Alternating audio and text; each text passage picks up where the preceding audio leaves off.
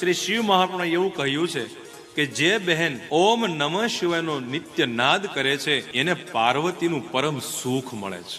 અને એટલા માટે જયા પાર્વતી વ્રત પણ આવે છે. આપણે વ્રતને માત્ર જાગરણ કરવામાં વાપર્યા, પણ ખરેખર મારી દ્રષ્ટિએ અત્યારે જે વ્રત કરે છે ને એમાં જાગરણ શબ્દ વાપરી શકાય એમ નથી, એમાં ઉજાગરો વાપરી શકાય. જાગરણ નથી. જાગ્રત દેવી જગદંબાનું સ્મરણ કરવાનો દિવસ એને જાગરણ કહેવાય. અને અત્યારે 90% તો ફરાળી આઈટમ ખાવા માટે જ વ્રત રહે છે.